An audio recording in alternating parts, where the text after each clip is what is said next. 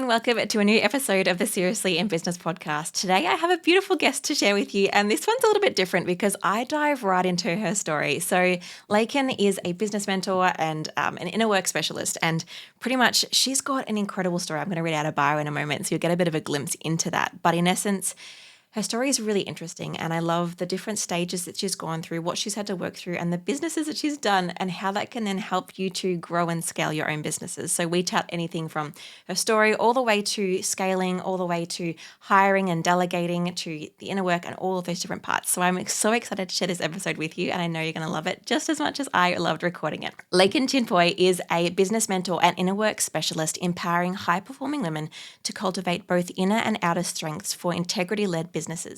With a decade in entrepreneurship, she's built, scaled, and sold multiple 6 to 7 figure businesses. Her unique approach blends inner work, outer work, and relationship dynamics holistically. Despite challenges like moving countries, experiencing abuse, bankruptcy, and tumultuous relationships, she's risen through lifelong inner work. Today, she's based in New Zealand with her husband and teenagers, and Laken nurtures a thriving coaching business. I hope you love this episode, and let's dive in.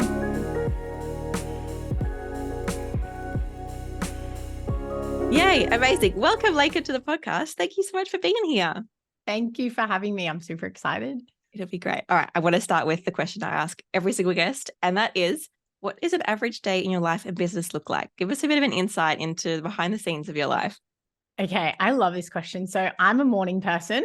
So I feel like my brain just works best in morning. So I tend to try and get a lot of my stuff done in the morning. So I have 2 teenagers. So most of the time, my morning always starts off with what I just call grounded morning. I have a coffee by myself. I get up before the kids wake. I learned that from when they were very young, just wake up an hour earlier. So normally me and hubby will just have a coffee together. Then we get the kids up, get them ready for school, get them off to school. And then I normally will always head to the gym around that 8 o'clock mark because it's nice and quiet. And then I always get in my gym sesh, come home, I cook a big brekkie, and then I normally just sit down around that 10-ish mark by the time I get ready, had breakfast, things like that. So then that's when I kind of get stuck into my work. And each day can look so different, but that would be like my work, whether it's in the business or on the business, however that might look. Yeah. And then especially this year, I've really created some boundaries around making sure I finish by that 3-ish mark to be more present with the kids, because I didn't do that for a very long time with my past businesses. So that's been feeling really good. So I'll tend to do, it just really depends, but anywhere from like 3 to 6 hours a day, depending on what's going on, where we're at in the business, launching, all that sort of thing. And then the afternoons is a lot of sports. Like I'm a taxi driver. It's going from A to B all the time. And then it would normally be family, like hubby cooks most nights, which is lovely. And we do a lot of board games in our house. So if you haven't played Monopoly Deal, definitely go get it. It's like $5. And it's a whole lot of fun. So I would say that's pretty much like an average day. And I tend to go to bed pretty early. Yeah. Cool. Thank you for that insight. I love hearing those different bits and pieces. And I love those boundaries you put into place. My daughter's going to like 3-year-old kid to next year. I'm like, you know, make sure that I still only work when she's there, like, and then try to still be present again when she's back home again. So like starting those boundaries early because I can, but also it's tempting just to work all the time. So it really is. Hey, and when they get older, they will remind you. Oh, that's probably a good thing, but also not a good thing. Yeah. Like last night, I knew I had to get a couple of things finished. And Breeze's like, one of our boundaries is actually ask me for my attention, because sometimes they'll just like bust down the door and I'm just not present. And so we've really had to have conversations about, hey, Mum, do you have time for me right now? Because otherwise I'd look at them, but I'm still in my head with what I was doing. And so now it's like, we've gotten a lot better on how that looks, especially when you work from home as well. Because like you said, it's easy to either still be up here or literally be doing something. Yeah. You get pretty good at just giving the answer, you know, that they want. And you're like, yeah, I definitely didn't actually listen to you.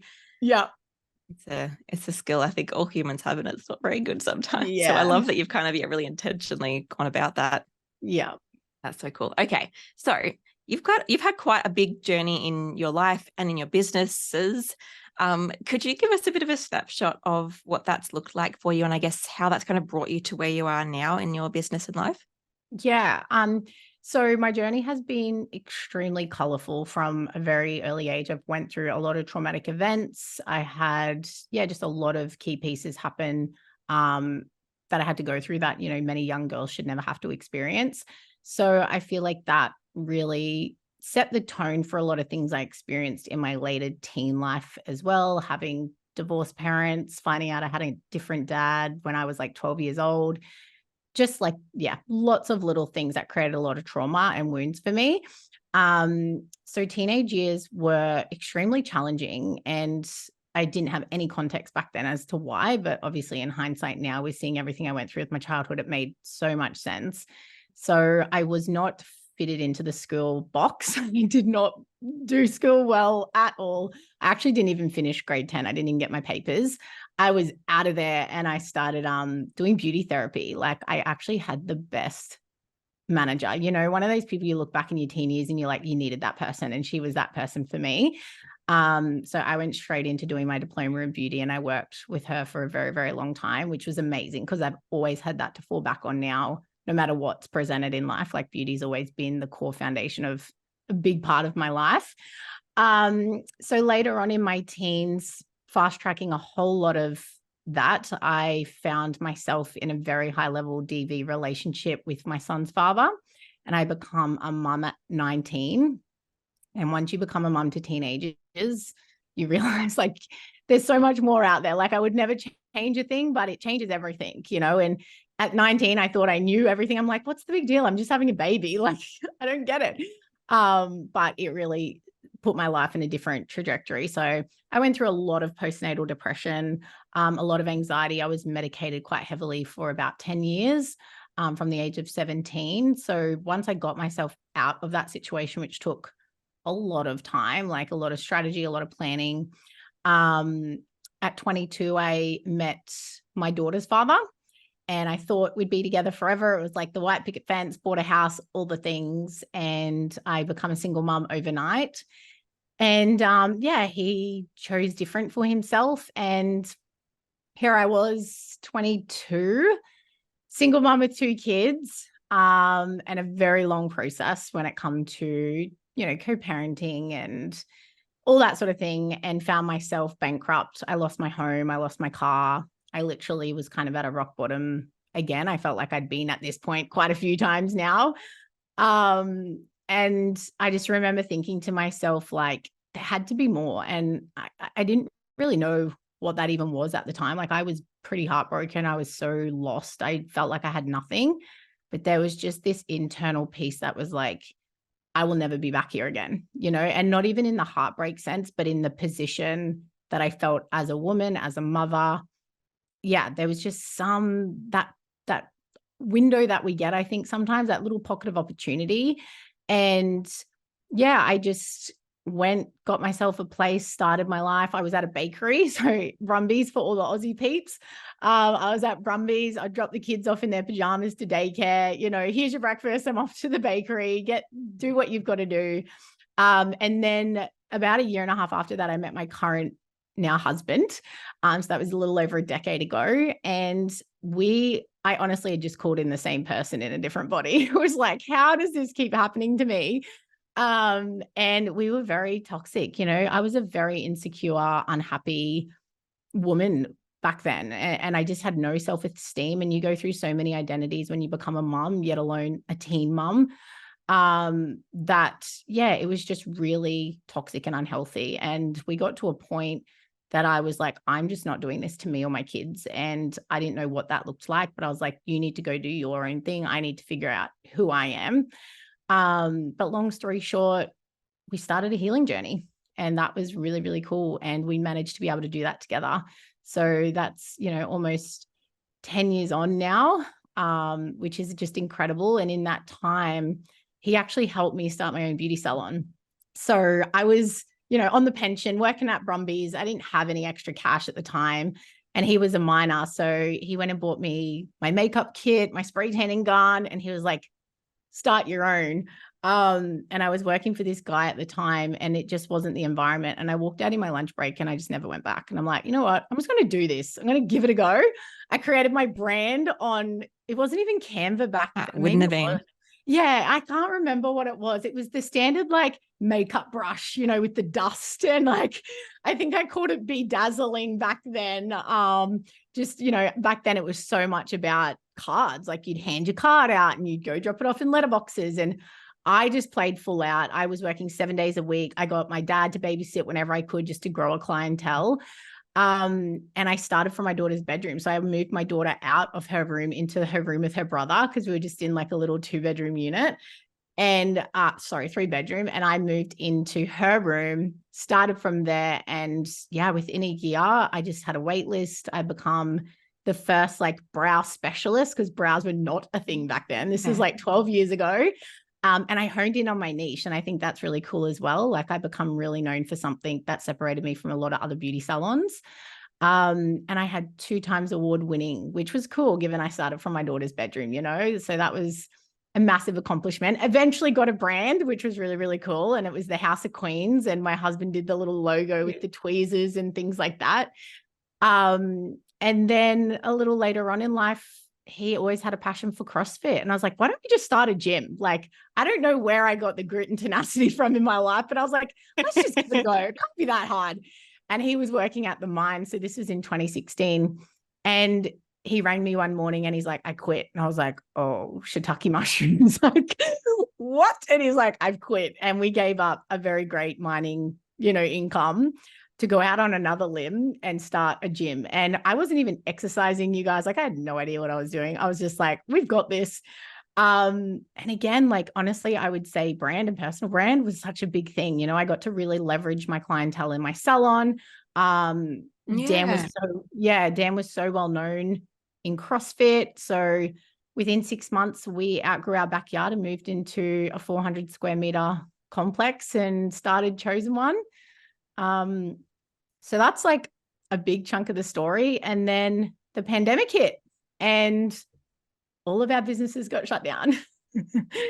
And yeah, I found myself no income, no idea when they were getting reopened, didn't know what was going on in the world, as did everyone. It was such a big time for us. And literally about 4 weeks before we shut down, my brother lost his brother.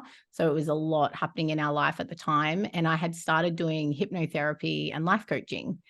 And at the time I had a mentor say to me, why don't you go online? I was like, what do you mean online? She's like, let's take this online. I was like, let's do it. I'm like, and it was so great. Like I needed something else to focus on. And, I had the moments in the bottom of the shower, bawling my eyes out, wondering if our businesses were ever going to come back. And then I just started online and I mean, we're here now. Like there's a lot in that as well. I feel like I could just keep talking. So I'm going to like pause and let you, take what you want from all of that. No, that was great. I was on a journey with you. Oh, good.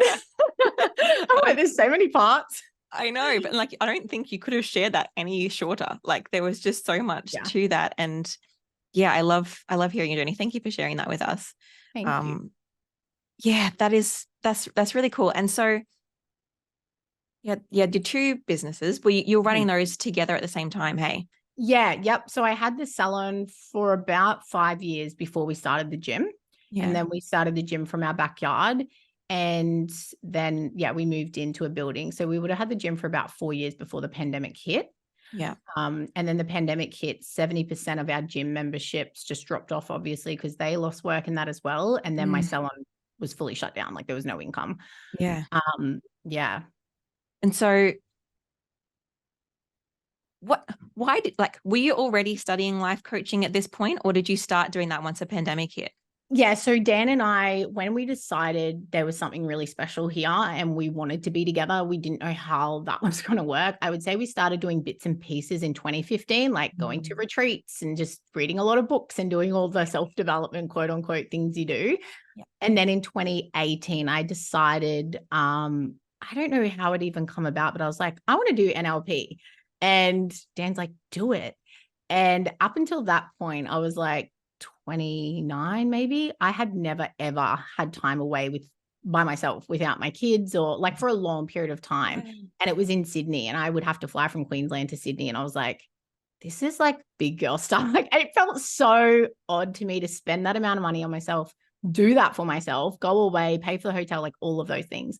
So yeah, 2018, I ended up doing all of it. So I become master's trainer in NLP. And I had just been like dabbling with in-person clients, doing life coaching and that. So I'd probably done maybe half a dozen clients once the pandemic hit. And then, yeah, my coach was like, let's go online. Go online. There you go. And then that took off. And I'm assuming your other businesses are no longer running.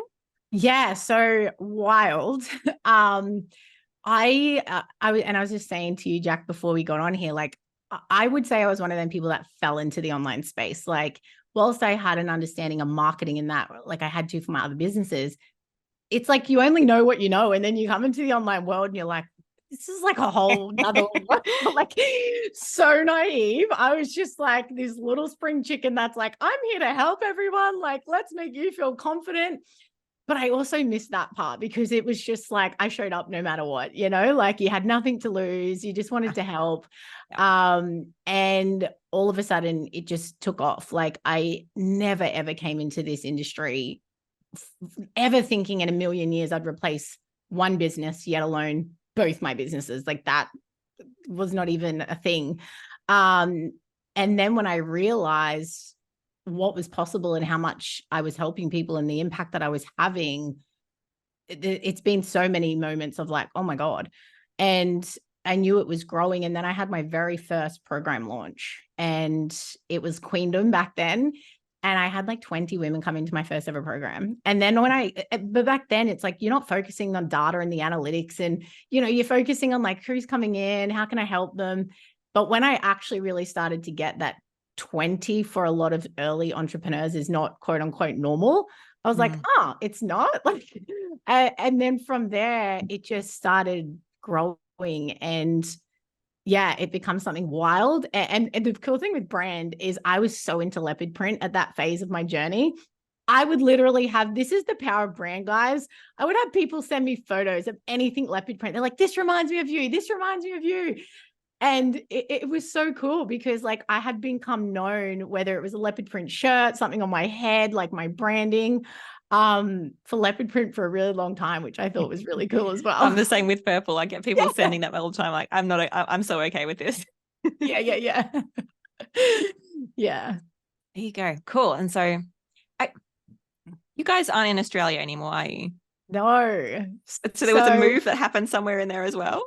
Yeah. So after the loss of my brother-in-law, like life took a little bit of a turn for Dan in just everything for him, like he went through a big season of grief and depression, and we're running a salon, we're running a gym, trying to support him through that phase of the journey. And we got to a point and a crossroad, which I think you often come to in business, where it was like, we either need to dump a lot of money into this business and take it to the next level, or it's time to really look at potentially parting ways so he can have the space that he needed to process and figure out who he was in this season. And it took a while, I would say quite a few months, for him to land in the decision that it was time to sell.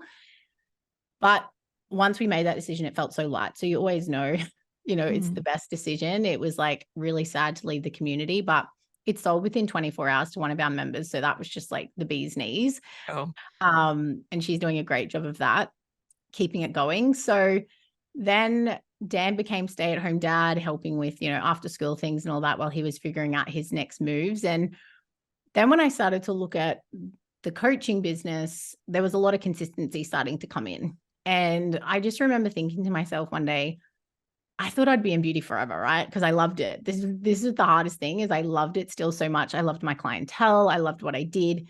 But I was like, what if I built this business to be something that I can do from anywhere? Like, what if beauty wasn't meant for me forever? And that was really uncomfortable to look at and sit with. And I just started playing with the idea in my mind of the possibility of one day potentially being able to let the salon go and that whole part of my identity. And I did some work and I really set ourselves up foundationally, strategically and things like that. And I got to a point where I'm like, I think we can do this. Like, I think we can actually let this go and move. And I'd only lived in Rocky since I moved there from a young age. I was born in New Zealand. My husband has Kiwi in him. And I was like, do you want to move to New Zealand? And he's like, yes. And I was like, can we do this? Like, can we pack up everything with 2 kids? We got married in November last year. By the end of December, we'd sold our house. The businesses had closed up like within 6 weeks. We sold the house in the first 5 days. Like it just, everything aligned. It was just meant to be. And by the end of January, we completely moved countries and now we're living in New Zealand. That's so wild. Wow. Yeah. Cool. Great. Okay. Enough of me picking your brain. Like, I'm just like just entranced in your story. Asking you so many random questions. I'd love to know now, like, as you say, you've had your business for what, 3 years now, but it's grown and it's scaled really quite quickly. And so I'd love to learn from you, I guess, some of the different things that you think made that happen for you, whether that was to do with brand, whether that was to do with strategy or systems or mindset or boundaries or whatever that is. What do you think helped you to kind of scale your business? So for anyone listening that is wanting to grow their business, not everyone does, but for those who are wanting to, what are some things we need to make sure that we're thinking about and doing in our businesses? Yeah, I think everything you just mentioned. I think it's definitely all of that. And I work very much seasonal, like I very much have a business model that supports my life. I very much have a business model where I'm not launching 24/7. For me, it's spread out throughout the year.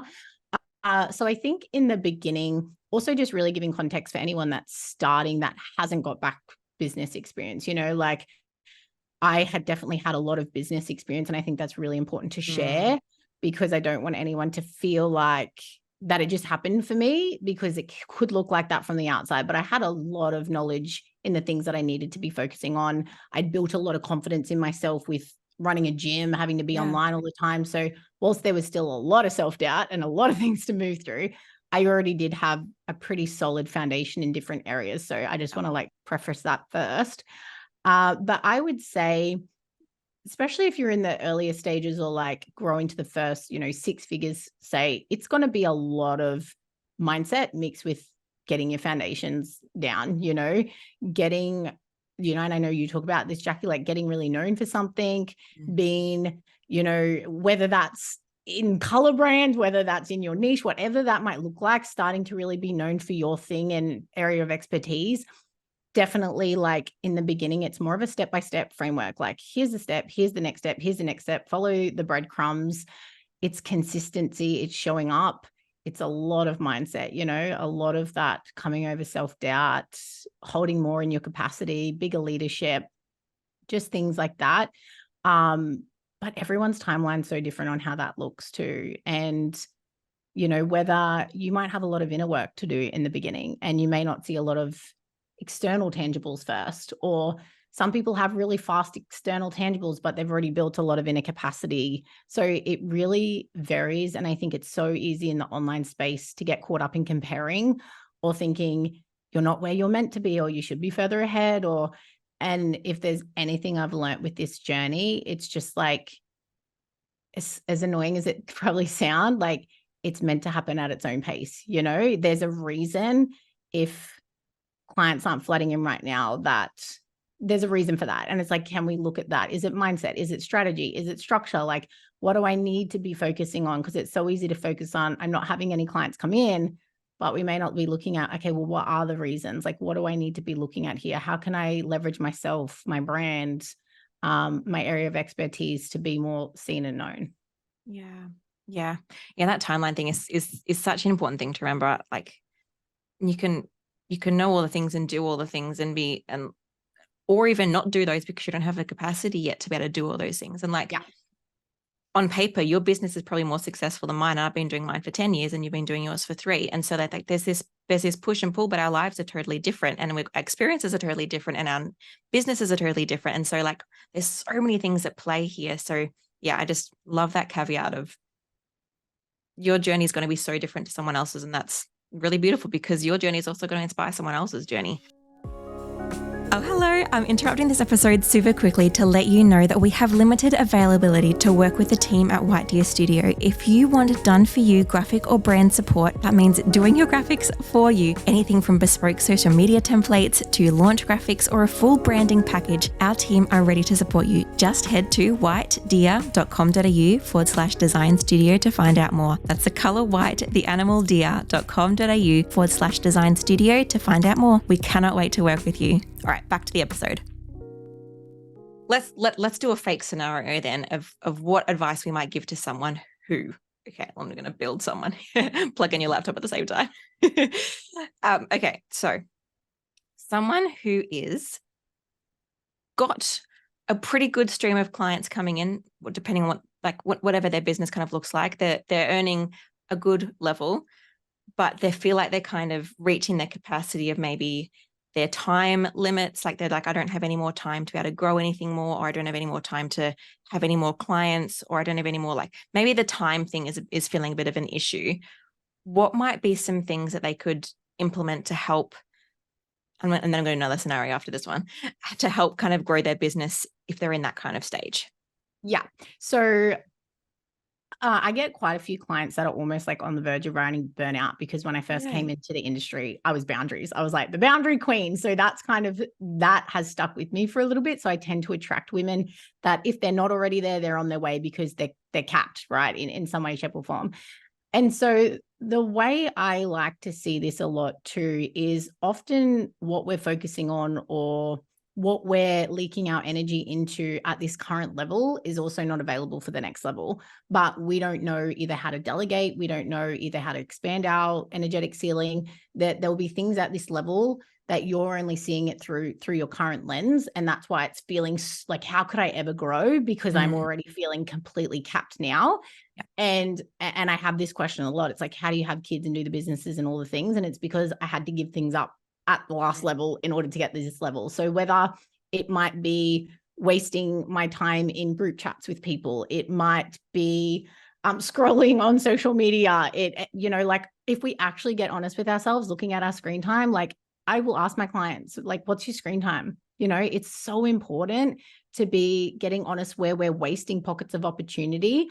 The other thing is women just not meeting their own needs, like really not caring for themselves, really not asking for support, knowing what their non-negotiables are, knowing what their preferences are, what their desires are. And often what I find is a lot of women are trying to wear all the hats, do all the things, and tend to start putting themselves, last. And that was a big key piece for me, is realizing, and I will say like definitely age appropriate for children, but realizing I had to put me first. And that's not something we're taught. We're really taught, I believe a lot of the time, it's got to be husband first, kids first, partner first, friends, and we're all the way down here. And when I really got, I can't pour from an empty cup, and I really started to prioritize myself first and put myself first so I could be there for my husband and my kids and my businesses, my capacity grew tenfold. Like I had so much more bandwidth. But I had to really learn my boundaries for myself and the standards that I needed to hold for myself in order to be able to go to that next level. Yeah, that's really cool. And when you're saying that, it kind of also got me thinking on this idea too of knowing, I guess, a few things of like knowing what we're good at and what we want to keep doing, and knowing those things we might want to delegate, or making really strategic decisions. Like right now, say in my season, I've got barely any time to do my business at all. And so like, there's so many things like entrepreneur brain. I'm like, I want to do this. I want to do this. I want to invest in this kind of marketing strategy and this kind of marketing strategy. Just, Jacqui, you don't have time for that. Do the ones you're doing good, and then do the other things. And so like kind of knowing those things and looking at it strategically and looking at it practically of like, where am I in this season? Where am I in this part of my life? What do I actually want? And making decisions that support that rather than trying to do everything, or not being willing to delegate and all those things. I know that you have a little bit of a team. I got an email from your assistant recently. How when did you get a team in your business? So for me, it was very early on.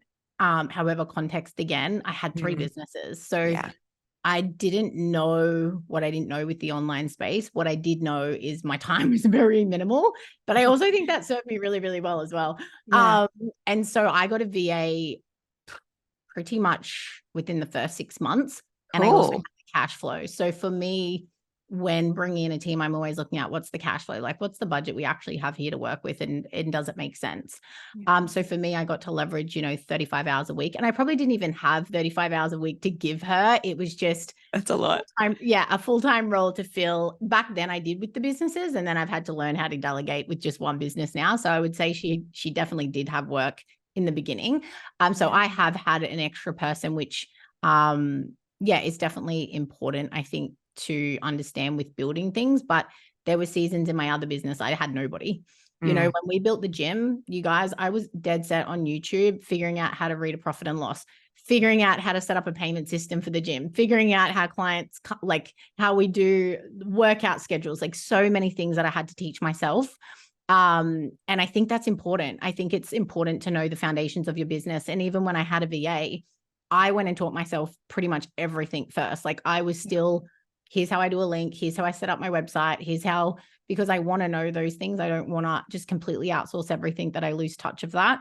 And so if you're in a season where you don't have a VA yet, it's really great in a way. Like I see it as a positive because you really get your finger on the pulse with your business. But then sometimes we need to hire and we wait too long. Yeah. Yeah. Yep. Yep. Both incredible piece of advice. And I'm like, and that's something I teach even with design. I think I did a podcast episode recently that was, you need to even know the foundations of design so that you can actually give advice to your team to create if you do have a team. Like you can't just, so it's like knowing those things is just so important, let alone all of the different platforms and all of the different bits and pieces. You don't need to be like totally all over it from forever, but at least those foundations so that you can, like, what if someone just goes on leave or gets sick and then the business just falls apart? You're like, you don't know how to do any of it. Like, that's not a great place to be in. Yeah, not at all. And then the waiting too long. Like I remember when I think I had a VA around probably a year and a half ago. And for not many hours, like definitely not 35 hours a week. It was more like 8 hours a month, I think. But just that little tweak gave me 8 hours a month back. That time could then be spent on work that was bringing in clients rather than uploading the podcast and writing this note and doing this menial kind of task that is really, really beneficial for the business. But I didn't need to be doing that. And so making those decisions and working out what you can actually delegate. And I remember thinking, there's nothing I can delegate. Like it only takes me like 10 minutes to do that job. Why would I just not keep doing it? And it's like, actually, no, that adds up over a month. Let's put that time somewhere else, eh? Yeah. Yeah. And now look at you. Like there's a whole team and all the things. It's so cool. Oh, it's so scary though. Hey, yeah, but that's fine. It can be. It can be. It really can be. Yeah. Yeah. But it's also fun. And it's like, I never thought that I would have a team. And I was like, I was actually one of those people I think that would say like, I don't want a team. I just want to be myself. But I think now that I've got a team, I'm like, this is actually really fun. I'm not totally alone in this business and I get to support other people's lives by giving them money. Like that's a cool position to be able to be in. Yeah. Yeah. And I think I remember, for those that don't know, me and Jacqui are in a mastermind together. In case I don't think we added that. And I remember, I think when you were going through the season of hiring, and I think it's so cool because I'm not sure if this is your experience, but we can already have preconceived beliefs around what that's going to be in hiring someone or bringing on a team, or it's going to be more work, or it's going to be this and that. And often what you'll find is there's that season of having to build them and grow them and, get them competent and in their area. But eventually it's like, why did I not do this sooner? Like, why did I wait so long? Yeah, exactly. So no, it's definitely been so worthwhile. Like now I can't imagine my life without her or my other team people. I'm like, this is really helpful. Yeah. I've lost the idea of I had for my other scenario, but I do want to just finish up with one last question around brand, but more we've spoken about your leopard print and the visuals of brand, but I also know that you're quite strong on brand in terms of like your I guess your positioning and your message and your what you kind of stand for and what you kind of speak to. How have you found that's been helpful for you and why have you kind of pushed into that for your own business? As in personal brand? Like, yes. Yeah. So it's been an interesting journey with personal brand. I feel like it wasn't anything consciously that I chose to do. I just come online as a coach. So naturally I just started being known as a personal brand and just leveraged that more. interesting though. I've gone through many seasons of self-doubt on this entrepreneurial journey as an online coach. And I remember sitting there one day and I'm like, why does this feel so stretchy compared to just, starting other businesses and being like, let's just do this. And I realized it was because I got to hide behind the brand. Like my Yeah. salon in my gym, there was like a logo and there was like, here's the brand. And I'm back here like, you can't judge me. You can't hurt me. Like you've got to deal with the brand. Whereas when you come online, it's like your face is the brand. And, people can see you, people can judge you, like you, not like you, all the different things. And it's really, it's a different place to be. So for me, it's just been at this point of the season in my life and journey, I've liked having a personal brand and just leveraging who I am as the person, that when people come in, they're getting me, they're getting my experience, my expertise, my wisdom, my coaching. And that's just felt really supportive. I don't know where it's going to go in the future, what we'll do. But right now, the personal brand's been a really big piece. I've never been asked that question. I kind of like it. I'm like thinking, because my niche and my messaging has changed so much, Yeah. like I was boundaries for so long. And then I just started getting into business. Like that was never the thing. I've been heavily into inner work. That's been my bread and butter. I love it from the inside out. And then I just started naturally getting people be like, how have you grown so fast? Like, how have you done this? Teach me, like, show me the way. And then I just started to fall into a lot more mentorship than coaching, but I blend a lot of the both and started getting into business. And then it's just been this natural evolution. And I struggled. Like I didn't want to give up my personal development. I loved helping people in that area, but I was just being asked more and more to help people grow their businesses. And for me, it's like the ripple effect in families and communities by being able to help someone build a business. Just means the world to me. Like what it makes available for families, is quite beyond, especially when you're in this world. Now it's very much business, but it's such a blend of the inner work relationships and the outer work. Yeah. And I think that's really like, you don't hear that point super often of like your niche changes, your niche will grow, and you kind of need to follow, like a phrase you mentioned earlier, follow the breadcrumbs. I was listening to someone else on Instagram last night and they were saying that they've changed their idea of that they've changed their belief on niches because they used to be quite strict on it, which it's good to have a niche so that people know what you do. But she was like, I was pushing away people that didn't fit into my niche or that wanted me to help them with something that wasn't my niche. And so I kind of just pushed them away, even though I did really like that stuff. And so I think, especially in online business, is allowing that progression to happen and allowing that to change. And that's one of the reasons I do love teaching people how to do their own branding, because often they're going to need to change it relatively regularly to like target that slightly different demographic of person, because, I realize that I actually really love doing this stuff and I'm drawing more people in this way. So why don't I just head that direction instead of fighting it, or including both of these? And so, I just love the practicality of, you started off here and now you're here, and that's cool. It's allowed to change. It's allowed to evolve. And like even mine has, like, I started with anyone. I didn't start with a niche because I was like, anyone work with me? I'm so terrified. But then like it went into women in online business, and like it's still that, but the stages of business and what I even do and all of that has shifted so much, like even in the last 3 years. But if I hadn't have allowed myself to change because, nope, I do this and that, and that's all I'm doing, then my business would look nothing, probably not even as successful as it is now. So I love that. I love that just practical advice of it changed. Yeah. And I think as entrepreneurs, we're natural like rebellions. Like you want to be an entrepreneur because you want the freedom. You don't, like, a lot of people don't like being put into a box. So the whole niche thing can be really like controversial, I guess. But honestly, my opinion, if you're below 6 figures, pick a niche, double down on that niche, go hard on it. Just rinse and repeat it. And eventually, when you get to a certain level, you're going to be able to branch out into whatever you want. But I think we really feel like, and like you were saying, Jack, like we're going to leave people behind, and that can happen. And then sometimes like I'll have people pop into my inbox, and through the sales process, I'm like, oh, you're the best fit ever, but they're only wanting this, but it's still my area of expertise. And so sometimes that you're still going to attract people that you're not even speaking to because they resonate with who you are. And as long as that's an integrity-led conversation, you can still help them people. But that was a big one for me. I really had to give up really wanting to support the people that went through a lot of things I went through because it was important for me to help women never have to go through that stuff, or, women in different situations. But I like to see it as like me going to my next level lets the newbie coach come through and help those people as well. So we're all supporting different stages. Yeah. And I think that's part of the process. Yeah. No, that's true. I agree. That's yeah. And yeah, still, yeah, no, love it. I've got nothing to add. Okay, before we wrap up, I would just love to ask, like, how can we connect with you? How can we be in your world? How can we work with you? Yep. So I'm an Instagram girl. Like, mainly you'll always Yeah. find me on Instagram pretty much daily. It's never often I'm not on my stories or something. So you can definitely find me on Instagram. I do have a podcast as well, which is coming back. It's been a little bit quiet the last couple of months, guys. Sorry.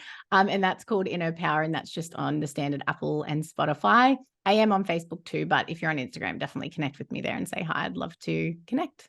Yay. Wonderful. Yeah. And that's like in and her, isn't it? Not inner. Yeah, it's like INHER. I'm in the space of like, do I rebrand because she was birthed right at the beginning? Yeah. And I didn't really think about when you're typing in names, it's another thing, peeps. Like, pick a name that when you type it in, it's easy for people to find. So yeah, now I'm in a season of going through a lot of changes in my business model, and with the launches coming up, I'm like, maybe it's time to upgrade her. So we'll see. Yeah. But So look, either way, check check the show notes for the link, and it will be updated to whatever the podcast is currently. Oh, that's so good. Well, thank you for joining us and sharing your story and your insights and your wisdom. I've so appreciated and so loved hearing it. Thank you so much. And thanks so much for having me.